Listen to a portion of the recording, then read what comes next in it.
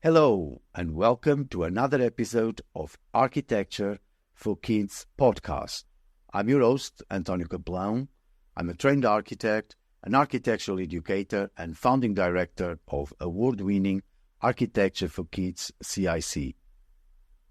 In this podcast, I'm going to talk to practitioners and creatives that share the same passion as I do, to inspire and to engage children and young people to shape their built environment and the creative industries. The podcast is brought to you in collaboration with the Built Environment Trust, the Thornton Education Trust, and the Welsh School of Architecture, Cardiff University. My guest today is Victoria Thornton. Victoria is an expert in architecture education and social value development. It is her vision that urban design and architecture is an inspiring and positive force improving the lives of current and future generations. In 2021, Victoria established Thornton Education Trust, focusing on empowering young people in the built environment through exemplars, research, and building a community of practitioners. Roles past and present include founder, Open House Worldwide, My City 2, Accelerate and Architecture in Schools, Learning Committee, Design Museum, former President, Architecture Association, School of Architecture, and Director, Architecture for Kids CIC. Victoria, thank you for coming to talk to me today, and I'm looking forward to our conversation. Pleasure. What subjects were you good at school? I think I liked art and I liked maths. I liked languages, but actually most probably more excelled in maths and arts, but more so the maths most probably than the art. And how did that influence your career choices and where you are today? Well, actually not talk about it. I didn't really know what I wanted to do. I'd gone to Italy for a year and I came back with my partner and we were living above Warren Street Tube Station. But I needed to get a job, and so I was looking around where I could walk to work. We call it out now the 15-minute city, but that seemed to be unusual at that time. And I was lucky enough, in retrospect, to find a job at the Royal Institute of British Architects, running conferences and lectures and exhibitions. So that really is how I stumbled into architecture and carried on in that vein to this day. You've done extraordinary things. You are a household name. Can you tell us a little bit about this trajectory until now? I suppose the one key thing that changed it, apart from listening to all the top architects of the world, which was incredible, being part of those conversations about what architecture is about and what it means.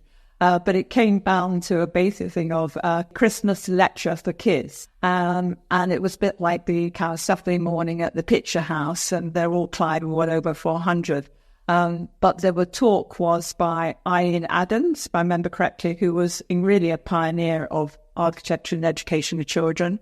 And I just came out of that building noticing my environment and tops of buildings, which I hadn't really seen put in place up to that time, which seems extraordinary now in retrospect. But that was the sort of starting point, recognizing that everybody needs to have that point to click to engage them.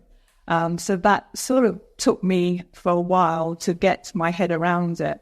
But in between, from there, I decided to set up a whole lot of architectural study trips for architects going around the world. And I started the first one in Barcelona, hoping that everybody else wanted to go to Barcelona for New Year, which actually ended up true. And I had Bob O'Eyes as the guide and Mark Burry. So it was a really extraordinary time. And those tours, in a way, was about actually seeing architecture in the flesh, because I could see lots of buildings, even in London, where you felt they were taking references from pictures, from photographs, rather than if they'd seen them, maybe they would have taken a slightly different view on it or route or whatever. So it was a way to just open that kind of thinking. And it was actually very new at that time. Nobody really was doing it on the scale that we were. And so we went around the world to Japan, America lots of times, Europe, lots of exhibitions. The only place I didn't really get to, strangely, was India and China.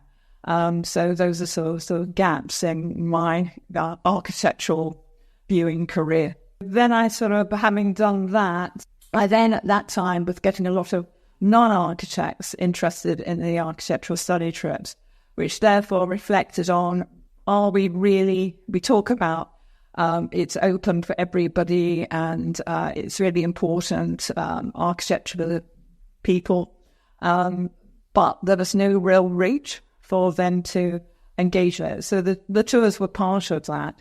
And I suppose that started making me think more about how could one do that. And one of the ways actually was being co-author for a guide to contemporary architecture of London. So I was author for 3, and my partner, husband, did all 6. Sometimes we would argue, so I thought maybe I'll leave that one for a while and go on to the next edition. There was always a background, and I was doing a lot of other architectural activity. But up to that point, when I then looked at Open House in 1992, I've already engaged in it. But I was around architecture, about architecture, of architecture, but I wasn't in architecture. It's a real kind of strange world to be in sometimes. But I somehow managed to survive. You're doing a lot of work with children and young people and community engagement. That started with Open House. Do you want to tell us about? Trying to look at it from a different perspective. And I think with Open House, what was great, you realise all people from all walks of life were really engaging with it. The Open House idea was opening eyes, minds and doors. And so we just thought, well, okay, eyes, can get that. Minds, can we have that conversation? And doors were literally, but we needed to get some open, which we ended up with 800, I think, at the end.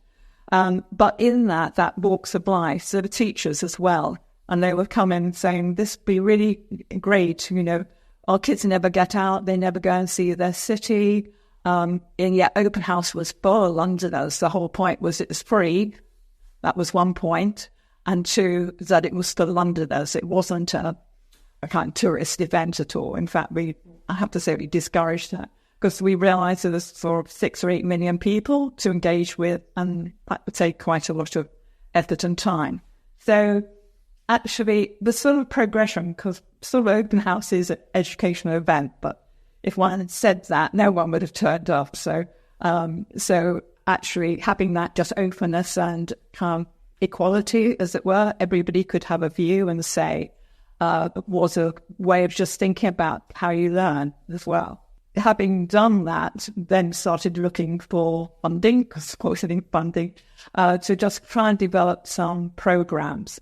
And that started with actually a doctor school, or ended up with a doctor design and technology teacher, which was actually Neil Pinder, and looking at how we could actually get it into the curriculum more, and finding ways to get architecture, or the built environment, as we would call it now, into the curriculum. There was that one program, and then we built architecture and schools programs through some other funding, which was actually Heritage Lottery Fund, but I never used the word heritage. I used to say architectural legacy. Heritage has a lot of connotations, as it were. And then we started building Accelerate into university. So the programs came out of Open House as a jumping point to have those conversations, but actually saying, how can we engage different age groups through the work we were doing? That's really how it came about. And what is great to see, so many of those programs still exist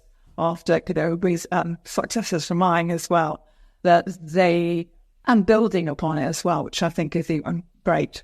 From those first programs you designed to the programs that exist now, how much have we moved forward? It's a difficult one. If we look at policy, most probably not. I think any of us in this area would say it hasn't really moved forward. Though there's sort of inklings, but you have to say architecture per se as a subject is not going to happen. And actually there are other ways, and maybe better ways, to try and introduce it. So if you think of geography in architecture, you think of sustainability in architecture, you can kind of cut the cake in so many ways. I engage actually a lot more teachers through that as well. So rather than just being in silo in one place, you actually can spread it across the whole curriculum if you're you have the teachers' engagement in it, because the teachers are doing the teaching at the end of the day.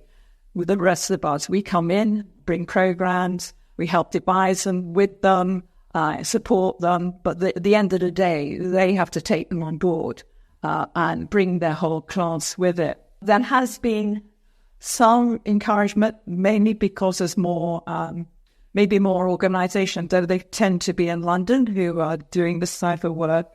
There was a whole lot of architecture centres at one time. We did a tremendous work around the country, but with funding getting cut and things, that most of those have gone, unfortunately. So there was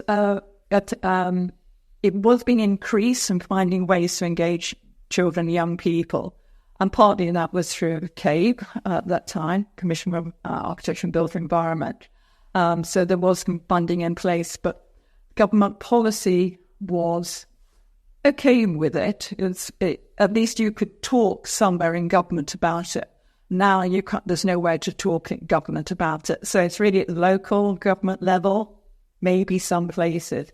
And I think that's where I would say, I can't say it's a positive. And I think the one real thing at the moment is that when we take creativity out of the school, we go about architecture. What we're doing is taking out the curriculum and decimating it at the moment. Particularly art and design technology, but we say music and things. So the creative subjects have been pulled out of all the state schools, but the private schools are still doing it. So what's going to happen in generation, we're going to end up with creatives who actually are a big economic as well as everything else, are going to come from that private sector, and those state kids, as it were, are not going to have the opportunity because they haven't had it in any of their curriculum. It will be outside of school always. And I think that is a disservice, but actually terrible that is happening. So there is kind of, it's not great, let's put it that way. Having said that, there are a lot more organisation individuals who are trying to do something. But teachers, again, are up to their eyes with everything else. So asking them to do something else extra is really, really hard. But if they're engaged, then they're really engaged. And there are some fantastic teachers who do just incredible work. We need just to cleanse them all that to the place. How do you think we can bridge that gap for state schools after to access to creativity? It is a hard one when it's in the school system, and that's really a problem because, if you take Department of Architecture, Department of Education, it's a massive department, and with all the other things going on, it's really, really hard. You can talk about saying if you've got new schools or refurbished schools, from what I'm hearing at the moment, but really what we're doing is, it's not really on the Richter scale. It's just a tiny bit we can engage with and use that change as something. But in total, I think we just need to, I think we all know, we need to reevaluate the curriculum in creativity. I mean, curriculum gets changed and teachers never get fed up with it. But I think in terms of the creative side of it, it's just been really a missed opportunity. But I don't think anybody has got the answer to it. Ken Robinson, everybody talks about Ken Robinson, again, a little while back now, but he understood creativity in education. And I think most of us always go back to that. It's just taking that and taking it forward. Your opinion, what would be the ideal thing to review the curriculum? I think it has to come from the educatorists. We're just a part of it, but I think it has to come from the heart. Like everything has to come from the heart of that. And education is from them. So we can help and support from why we think it's important, how. But I think we have to say it comes through the education system, the courses, the university courses and things. They're the ones. And perhaps what we need to be doing is thinking about those university courses like curriculum. How can we engage with that productively and actually start with saying, how do you design a new curriculum? But I think also you have to say, I think there's a real change in how people learn these days. I mean, you can see that plays become much more important than it used to be. as valid. Obviously, technology is another part of it. I have another question, which is about the curriculum and these programs that you have initially designed. And are they aligned with the curriculum, or do they take the curriculum into consideration? I think you have to take it generally within the curriculum because it's overloaded already. They've got to be able to show that they've built knowledge and understanding in whatever they do, any project. So if you're going in with something totally different because that's what you think, it's the wrong approach. You have to go understand what their issues, what their pains are, and you respond to that. And the other thing is you have to also learn, I think we did and others do, was when you say, for instance, Architecture and Schools program, and we had Sarah Phillips, I'm sure, talking about it, is that you had to have some more like a training workshop with the architects to understand what the curriculum, how the teachers had to teach, and they know how to teach. And the teachers had to understand that creative part, which is most probably not necessarily part of their DNA, as it were. So it's trying to understand both sides. So you're listening to be able to create a collaboration, but you really need to do that to make it a successful one, and also to be able to replicate it, because I think there's lots of one-off ones. But if you really want to make step change, you have to, in a way, replicate to actually show it's there and people want it, continue taking it. Then you start seeing, there's value in this. What do you think is more receptive and less receptive to community engagement? Are the architects, the clients, the parents? It depends where you're coming from. So if you're a developer, it's kind of business case for it. And it might be because it needs to be in planning. I think some of the really good architects and real good developers are definitely doing it. It's just the rest are not. They're trying to get through the planning system. The architectural world really likes to do it more, but if the client doesn't want to do it. So this is us saying, how do you embed working with children and young people into your own practice, which isn't necessarily attached to your clients? And with that, we always say that, there's 50,000 architects in this country. If each architect just spent worked with 10 kids a year for an hour, so it's 10 hours a year, we would reach 500,000 kids every year. That's really a sort of step change. And actually, I think the profession would feel really proud about that, because I think it wants to do that. So I think it's where you come from. Parents, it depends. You have to remember it's not in our education system. We get this horrible secular thing that it's not in our education system, so we're not aware of it. And if we're not aware of it, how do we promote it as such? So I think it's I must say it's a duty of the profession, of the whole sector, building environment, to actually say, okay, it's time in the 21st century. It's time for a change, a rethink about this. And I think there are some happening now. So it's not none of us are in isolation, but there's little puts going on at the moment. And I think one of our hopes is that, you get that groundswell from bottom up, which I really can't think often works. And then policy or government starts recognizing it. But at the moment, there's a big gap between the two of them. For a variety of reasons. We know it's complex. I'm not naive about that. You set up the Thornton Education Trust, which is also co-produces this Architectural Kids podcast. Tell us about the ethos of the trust and the work. When I set it up, and I always go at tech, tete-a-tete, that's a bit bourgeois before, but it really is about a conversation. So tete-a-tete's not so odd. It was really coming from all my experience. Actually, Neil Pinder's the trustee as well. It's coming from our own experience to say, yes, there's all this great stuff going on, but how do we evidence it more? And also, we need to build capacity. So personally, I didn't want to do another project program. I've done them for a long time, mainly with the team doing most of the work, I have to say. But I didn't. I thought there was like a gap. It's great. There's all these going on. But when we see there's several million kids in the UK, we're not really hitting any not even on the Richter scale, to be in truth. So we said, well, okay, let's be positive. How can we sort of change that, try and nudge it forward? So really, TET is really about actually trying to highlight what's going on and encourage others to do it as well, whichever program. And so we started with looking at an award system, which we thought, well, there's no awards, for example, in this area, especially within the architecture, built environment profession. So let us put a award system together. First of all, we did architecture and education for teachers. But of course, pandemic was still around. And actually, they're very difficult to get hold of because we're all so busy the way we can.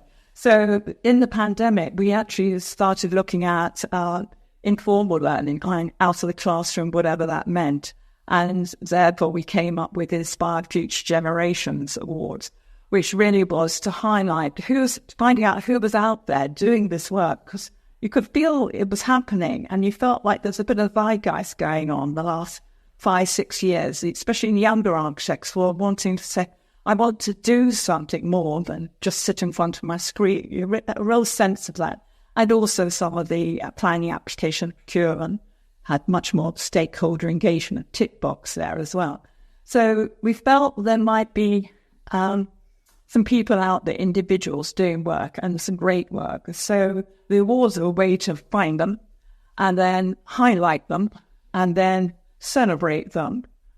But that wasn't the end of it. The awards are there to actually take those examples in a way to put them as like case studies or examples so other people can then say, oh, that's a great idea. I can replicate it. So not to try and always do reinvent the wheel, because I think there's lots of energy going in that, but say, look, there's a reference here.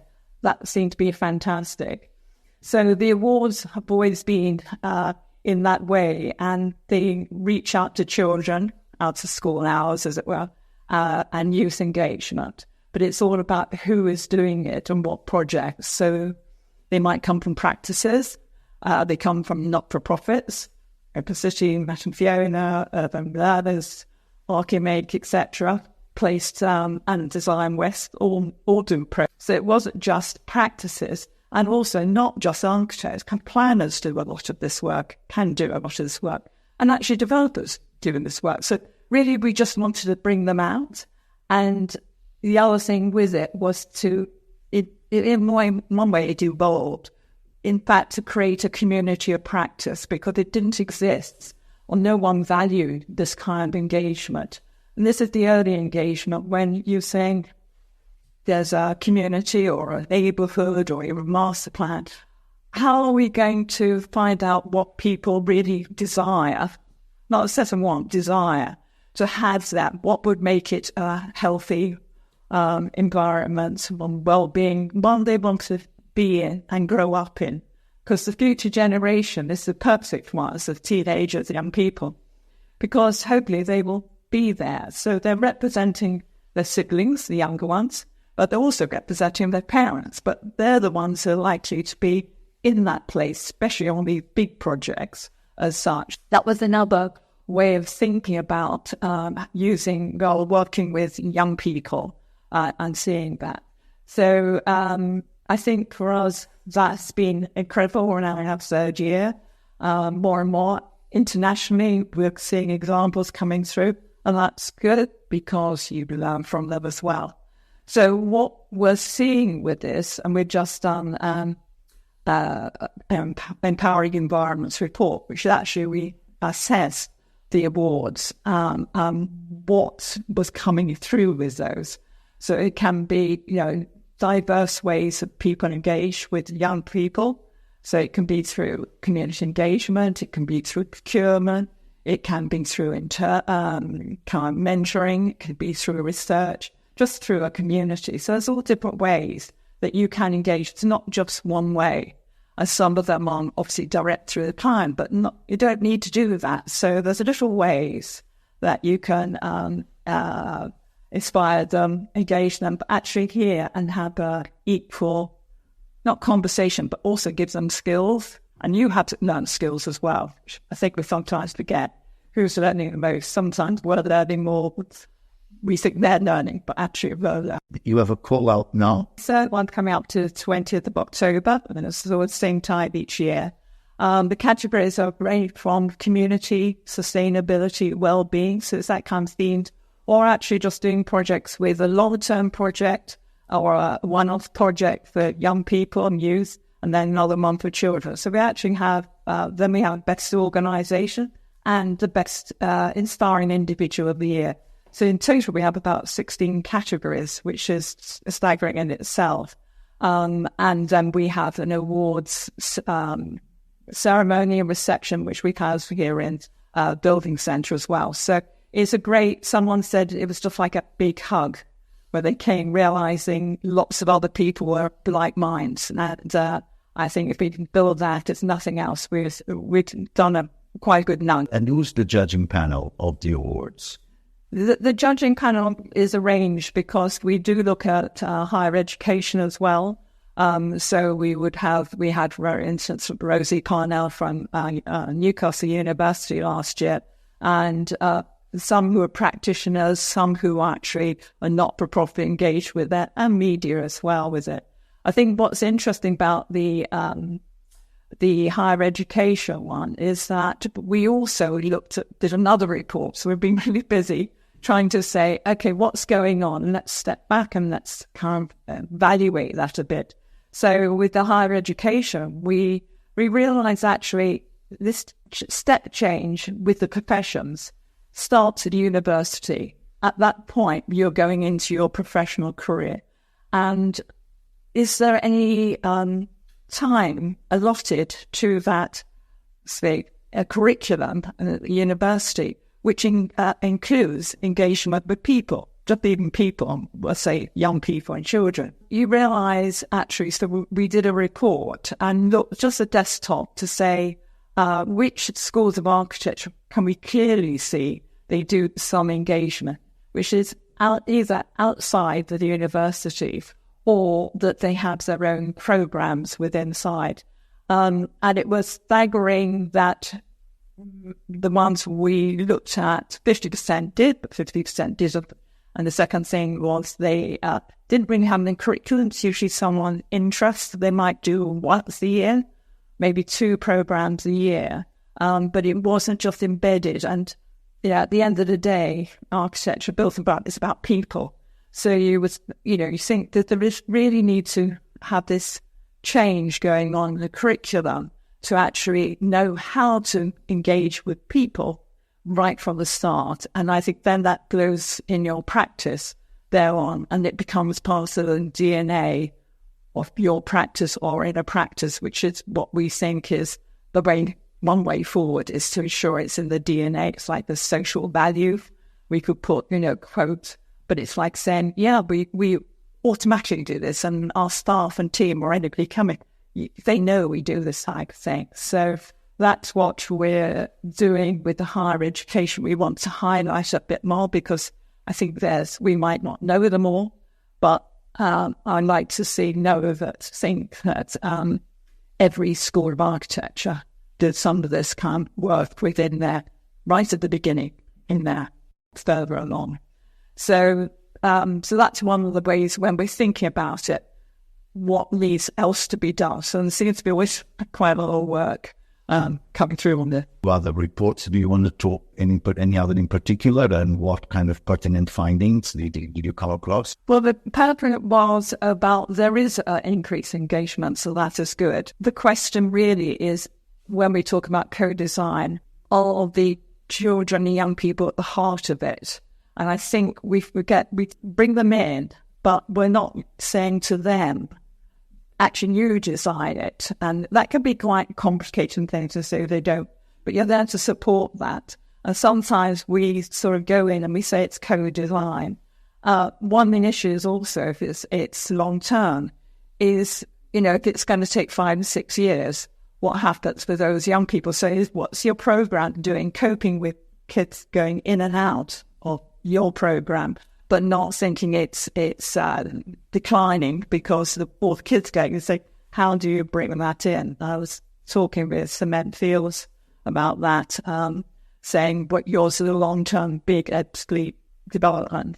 How do you ensure that the work, your stakeholder engagement you're doing at the moment, young people, actually is sort of like a plan throughout the time, rather than let's think now because we get back to funding. So the other thing, so there's a lot of the co-design and putting children, young people's ideas at the centre. And I think that is, in a way, they can do it and we're there to support it, I think, a lot of the time. But that takes a lot of work as well, and you have to accept it. The other side, on our practical side, very little funding still goes into this area. So everyone talks about it, but actually there's very little. And if you look at any budgets or procurement things, you know, it's a time, if it's on there, this kind of stakeholder engagement, it's very little, and it doesn't go, it's just usually to get you through planning, but then it stops at things. So there's some kind of hard facts in there, but the other side of it is then there's a number and types of skills that young people learn from it, and I'd say those who are doing it learn as well.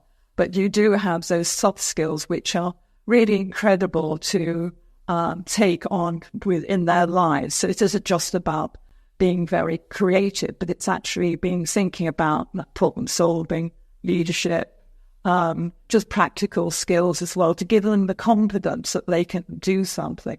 So there's a lot of things in these kind of programs. It's not as straightforward, but that's what's that complexity in a way is what's so great.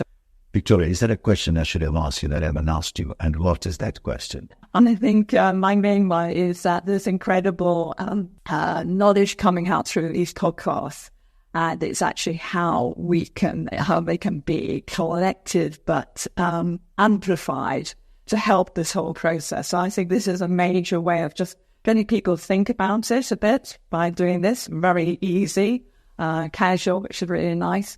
But I think there's a lot of value in them.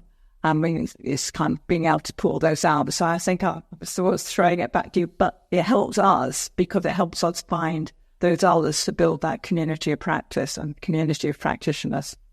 Thanks. Enjoyed it. Thank you very much to my guests today, to all the listeners, and please subscribe to Architecture for Kids podcast and leave your rating and a review. Recommend us to your friends and family, and to find out more about it, visit our websites, antoniocaplan-portfolio.co.uk, buildingcentre.co.uk, thorntoneducationtrust.org, cardiff.ac.uk, and follow us on Instagram, Arch for Kids CIC, Twitter, @Kaplan, LinkedIn, @Kaplan, CAPELAO. And please join me again next week for another episode of Architecture for Kids podcast, brought to you in collaboration with the Built Environment Trust, the Thornton Education Trust, and the Welsh School of Architecture, Cardiff University.